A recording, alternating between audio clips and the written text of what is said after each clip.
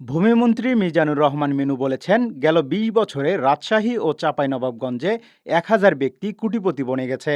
তারা মাদক ব্যবসা করেই কোটিপতি হয়েছে। অবিলম্বে এসব মাদক কারবারিকে ধরতে পুলিশকে কড়া নির্দেশ দিয়েছেন তিনি।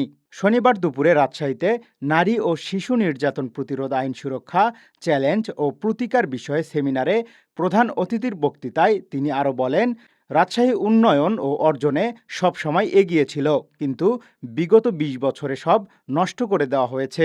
অতীত ভুলে আইনশৃঙ্খলা বাহিনীকে পুনরুদ্যমে কাজ করার আহ্বান জানান। পদ্মার সাইডে গোদাগাড়িঘাটা অঞ্চল and Chapainawabganj 20 years back, that time no crorepati here, but now আমরা পাবো ১,০০০ জনের উপরে crorepati, কোটিপতি। এই অর্থ কোথায় থেকে আসলো?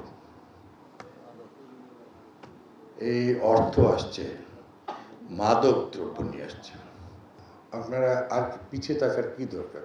না, যারা আমার চিহ্নিত এনিমি, যে আমার পাশে যারা আছে, যারা সমাজের শত্রু, তারা তারা জাতিকে নিঃশেষ করেছে, তারা সবচেয়ে বড় এনিমি। তো তাদের বিরুদ্ধে ব্যবস্থা নিতে কোনো অসুবিধা নেই।